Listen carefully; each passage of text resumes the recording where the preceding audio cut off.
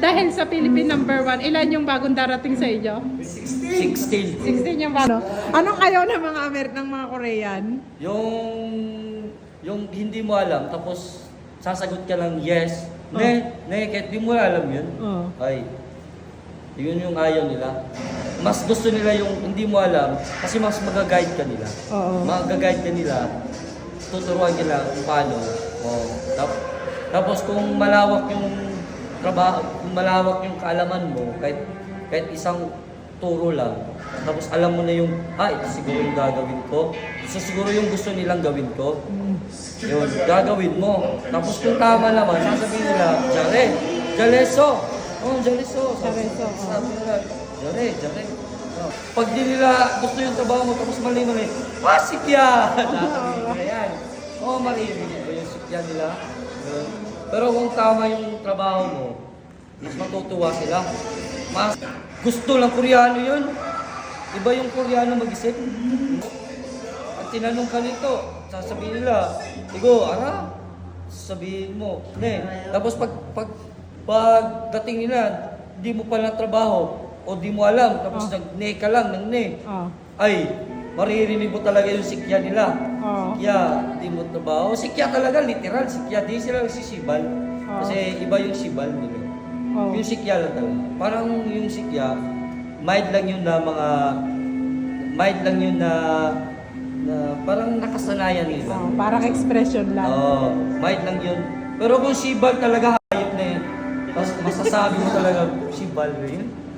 Pero kung sasabihin mong magaling ka sa trabaho, tulad namin, mga bagwan, lagi kaming number 1 doon. Philippine Jare. Philippine Jare?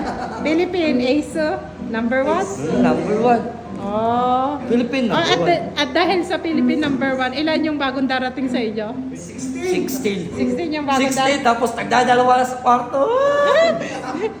Dahil sa magagaling kayo, nagustuhan nila mga... mga... namin ginalihan, pero okay na yun. Kasi credit lang din sa Pilipino na magaling talaga Pilipino. Kaso, yung mga ibang Pilipino kasi, pag di nila kaya yung ugali ng Koreano. Kasi yung Koreano, pasigaw yung magsalita pag di nila gusto. Pero sabi naman ng kasama namin ex ko, yun lang talaga sa magsalita. Huwag mo dibdibin. Kasi yung iba, pag dinidibdib mo, kayo, dinidibdib nyo ba? Di namin dinidibdib. Kasi alam namin, mababait ng Koreano. Tapos? Pag di mo dinidibdib yung salita nila, mag-i-stay ka dun sa company na tinatrabaho. Pero pag dinidibdib mo yun, maiisip mo, mai-stress ka, madidepress ka, maiisip mo, mapaparelease ka. Sabi ng konjang namin, iba mag-isip ng konjang namin. Pag di mo gusto yung trabaho dito, pwede ka umalis. Sabi ni, pwede ka umalis. Pwede ka umalis. Kung di mo gusto, di kita pipigilan. Di namin kayo pipigilan. Umalis kayo kung gusto nyo. Pero kung gusto nyo mag-stay dito, galingan nyo, mag-aral kayo, galingan sa trabaho.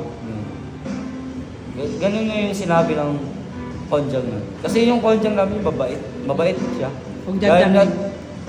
Hindi siya, yung mali mong isa, hindi tulad ng Pilipino, pag tama yung siyam, sa 10, pag tama yung siyam, tapos may mali kang isa, yun na yung papansinin, yung isa, yung mali mong isa, yun na yung papansinin.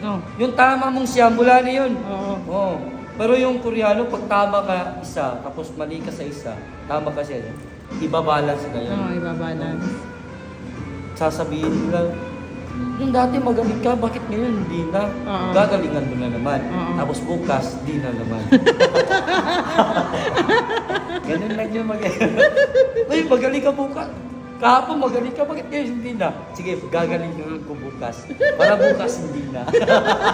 Pero charot lang yan. Charot. Iba yung Koreano, pag magaling ka sa trabaho,